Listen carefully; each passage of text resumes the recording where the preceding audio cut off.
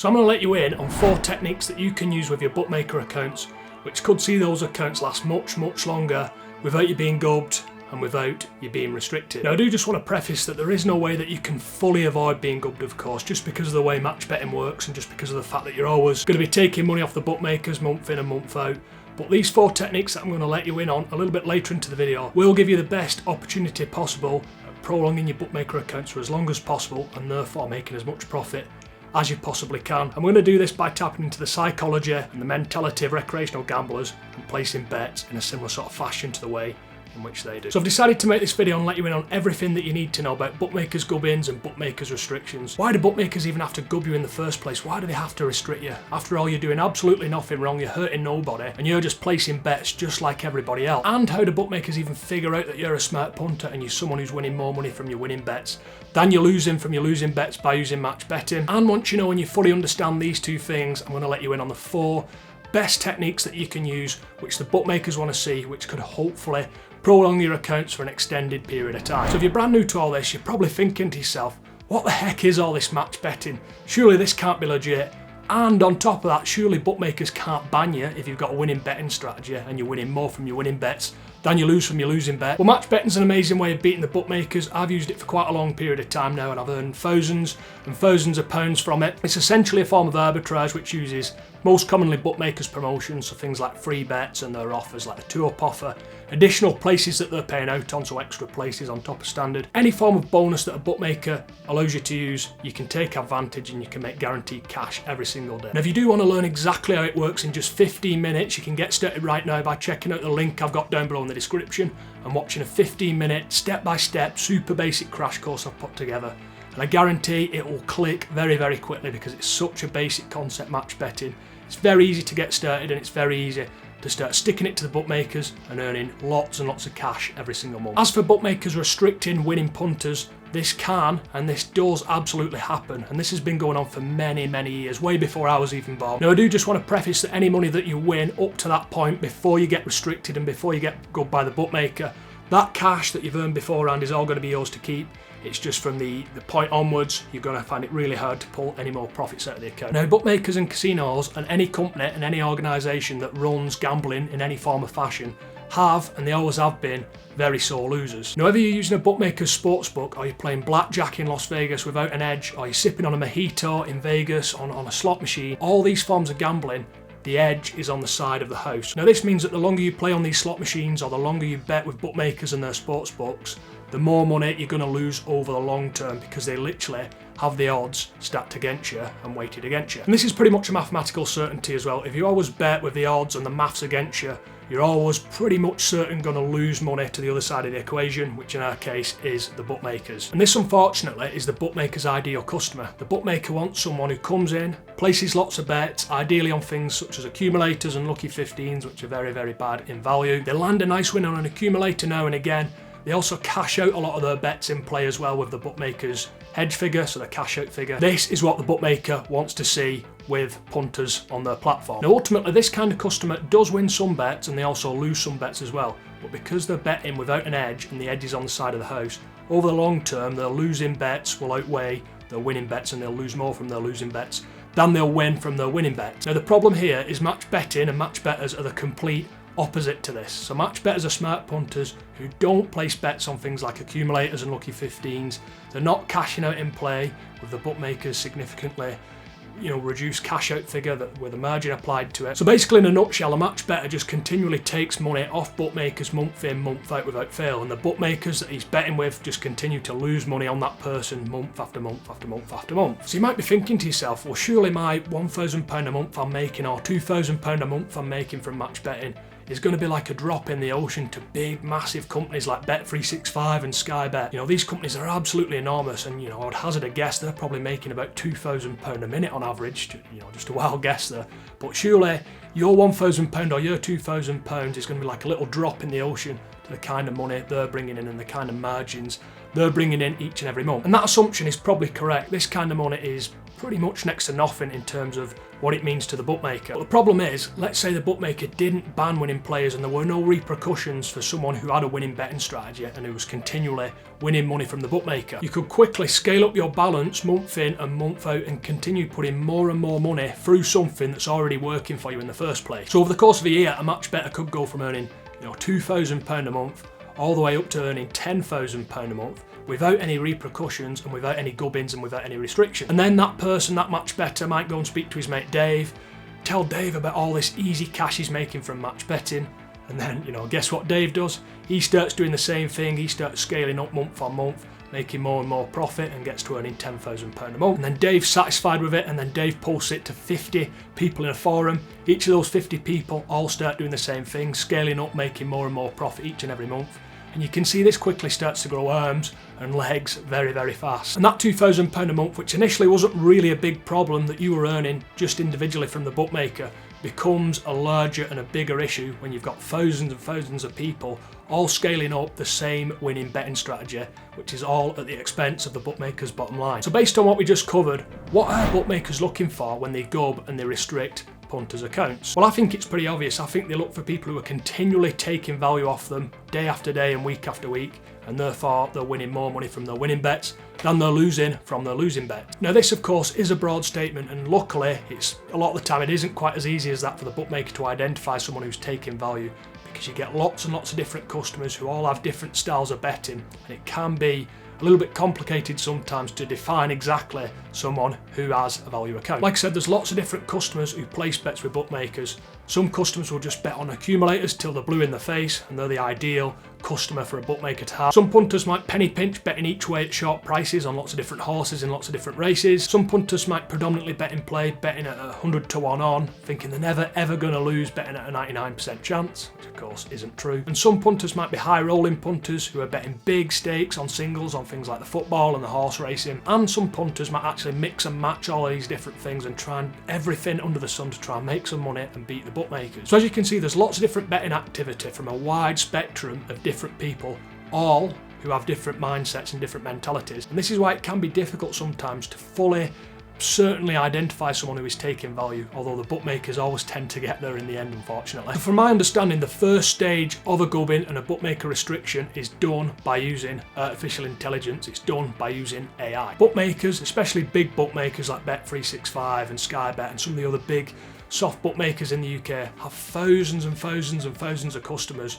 who are all betting on their platform. So instead of manually going through each of these accounts individually, they get their AI to do a lot of the hard work for them. Their artificial intelligence is profiling lots of different things, such as the sports that you're betting on, the average spend on those bets that you're placing. What kind of bets do you most commonly place? So you're placing poor value bets such as accumulators, or are you placing less poor value bets such as singles? Do you commonly take advantage of free bets and promotional offers? What kind of prices are you most commonly taking? Are you commonly taking value prices that are beating the Betfair Exchange's starting price?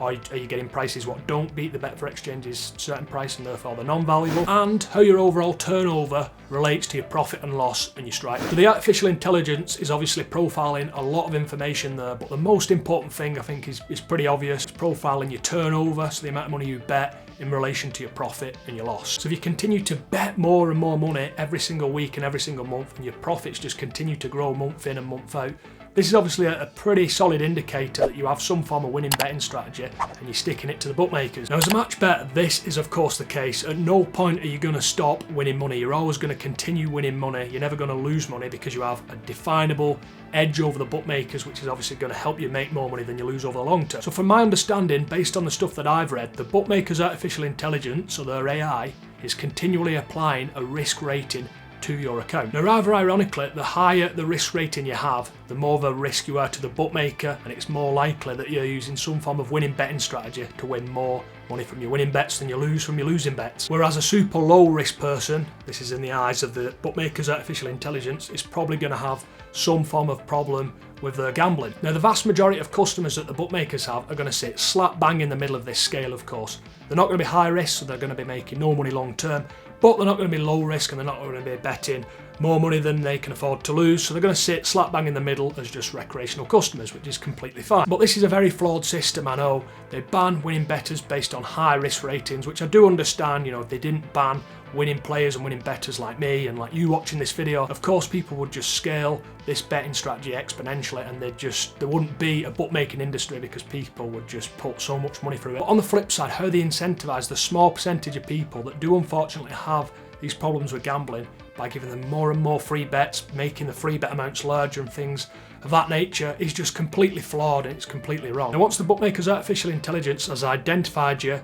as a high risk punter, so in other words you're high risk to the bookmaker of costing them money over the long term, a human being then steps in and looks over your past betting activity and the kind of things you're doing within your account. Now these people are called traders, and they're employed by bookmakers most commonly to look out for people like this and look out for people who are taking value off the bookmakers and impacting the bookmakers' bottom line. Now at this point, after the traders stepped in, broadly speaking, after they've looked at your account, they're going to come up with one of 3 different synopses which best describe your account. It's either going to be the worst case scenario that your betting patterns and your betting activity is very similar to the norm in relation to how a match bettor places their bets, and it's almost certain that you are taking value from the bookmaker. Or the second viewpoint could be a little bit of a grey area and a little bit of an ambiguity type thing, where the bookmaker, or the trader rather, might say, okay, he's taken value on this bet, he's taken value on this bet, but he hasn't taken value here and he hasn't taken value here. So maybe these 2 bets were just coincidental and maybe he doesn't know what he's doing.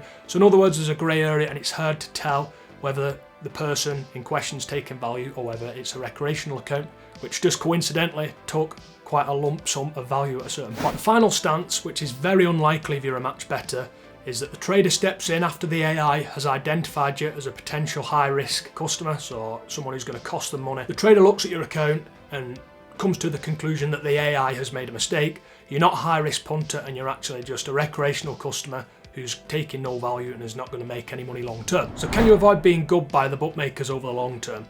Well, I think the obvious answer is obviously no. You can't avoid being gubbed long term because of the one big massive elephant in the room. Your bookmaker accounts almost certainly win more money than they lose each and every month. Now, of course, bookmakers only want long-term losing customers on their platform. Now, I'd be absolutely amazed if you opened an account this year in 2022 and you just continually took value off that bookmaker for 5 years. 5 years later in 2027, you still had all your free bets available to you, you had all your bonuses available to you, you had no state restrictions within your account. I would be absolutely amazed if you managed to do that, and it's just not realistic. But what we can do is we can apply 4 techniques that the bookmakers want to see their core audience doing on a weekly basis. And most customers do some, if not all of these things every single week and sometimes every single day. Now, the idea with applying these 4 things to your bookmaker accounts is that the bookmaker's AI could potentially not give you as high of a risk rating because you're doing things what look on the surface of it to be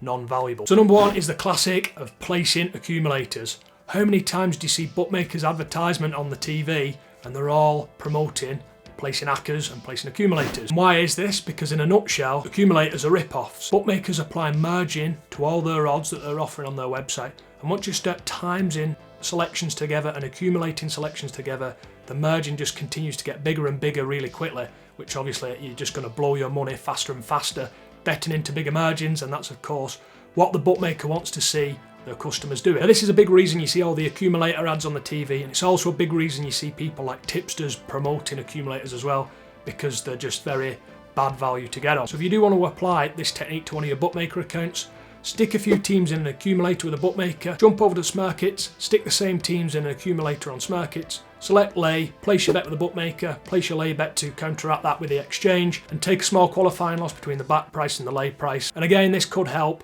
prolong your accounts and lower that risk rating because you're placing poor value bet. Number 2 is cashing out. Cashing out is well known for being another massive rip-off with the bookmakers. Think about it, if you're placing a bet with a bookmaker with margins already applied to the odds are already a rip-off as they are. They're already shorter than the Betfair Exchange's starting price. And then you look to cash out that bet, which the bookmaker then applies margin to that cash out, which is the initial bet was poor value as it was. They're applying margin to their cash out figure, which basically gives you a worse cash out figure than what you should be getting. You know, you're just getting completely ripped off overall. And granted, if you hit cash out, take the money, you're going to have a profit, but you're going to be significantly shortchanged. And this is why cashing out in play with bookmakers is very bad value. But this doesn't stop people doing it all the time, day after day, week after week. So if you do want to apply this, I wouldn't recommend laying off your bet on Smarkets. I'd recommend placing a single ideally, letting the game go in play, holding it for as long as possible, and then when the bet's slightly up or slightly down, cashing it out. And you know, this just gives the impression that you don't really know what you're doing. You're taking poor prices initially and then you're cashing out with the margin applied to it. And this could again help prolong your accounts and keep your risk rating as low as possible. Number 3 is following the crowd. Now, following the crowd isn't as well known about, but the fear of missing out and the fear of missing out on the next big bet and the next big thing is absolutely rampant within the betting industry. Now, this isn't just with recreational customers with soft bookmakers. This also happens over and over again on the betting exchange as well. And it ultimately stems down to, you know, it's a psychological flaw human beings have, where they all can't resist, we all can't resist missing out on the next big thing and the next big bet. Now, you can tap into this psychological flaw and hopefully use it to lower your risk rating within your bookmaker account. Now, the 2 most clear examples I can think of off the top of my head for doing this and following the crowd. The first one would be piling in on a short price favourite. So if you get a really short price favourite, you know, below 1.5, let's say it's 1.4, every man, woman and their dog is going to be backing it to win the race. Now, you can pile in on this as well and fit in with the crowd and follow the crowd. Everyone's backing it, you're doing the same thing. And the great thing about short prices, the spread is generally not too large between the bookmaker's back price and the exchange's laid price. So essentially, you can get on a really tight match and take a really small qualifying loss. And you've also followed the crowd and followed what everybody else was doing as well. The second example I can think of, let's say the ITV morning show's on a Saturday morning and all the pundits are talking up a horse in a high quality race. It generally is. What generally happens is the same thing again. People start backing it throughout the day, and you can see this represented on the Betfair charts as well. So if you jump over to Betfair, have a look at the charts. In a high quality race, you can see this occurring throughout the day. Now, all the bookmakers are following the prices on Betfair. Betfair lead the market. So if the price is coming in on Betfair, the bookmakers are going to follow suit and they're going to be bringing their price down as well. So if you get in on this trend about halfway down when you figure out it's happening, lay it off on Betfair and Smarkets, you're obviously following the crowd again. You're doing something which isn't valuable. You're just doing what everybody else is doing. And obviously the crowd doesn't make money long term. This is again something you can do to fit in and hopefully prolong your accounts by minimising your risk rating. Number 4 is playing on slot machines. Now, I'm not for 1 second suggesting that you play on slot machines for fun and play on slot machines recreationally. They have a negative return to player, so the edge and the margins on the side of the house. And if you do play on these long term, you're almost certain to lose more money than you win. But doing this is one of the biggest signs you can give to the bookmaker, along with placing accumulators, that you're not someone who's taking value over the long term. You're not someone who's going to be making any money long term. So I would say with this one, predefine how many spins you're going to do beforehand. Predefine how much of a loss you're going to take and accept that you will lose this money. Granted, you might get lucky this time and have a little profit, but the next time and the next time after that, over the long term, of course, if you're always doing this to prolong your account, you will lose this money in a similar sort of sense to the way you would lose money placing mug bets. But doing this and placing spins and going on the casino is a good indicator and a good sign to the bookmaker that you don't know what you're doing and you're not a value customer. Now, of course, if you've got any sort of turn on to these slot machines and roulette and blackjack and all that, don't do it. Don't waste your time doing it. But if you just can look at it for what it is, a game where the odds are weighted in favour of the bookmaker, there's no edge, there's no margin, you're not going to make any money. You know, it's a good way to prolong your accounts and hopefully lower that risk rating as well. Now, nobody knows exactly how well these things work and how much cover these things will add to your account and ultimately how much more profit they will allow you to make with your account. Now, there's one certainty in match betting. You're going to open an account with a bookmaker, you're going to take value from that account, you're going to make some good money from the account, hopefully for a long period of time, and then ultimately the account's going to get shut down and restricted. But applying these 4 things could potentially extend the lifespan of the account, although there's no way to accurately quantify exactly how well this works unless, of course, you're in the trading room working for a bookmaker. Next up, you really need to check out this video that I'm popping up on screen, and that will show you exactly how you can lay off your ACCAs really quickly on Smarkets, which will help prolong your bookmaker accounts, hopefully by keeping that risk rating as low as possible. Cheers guys, I'll see you in the next video.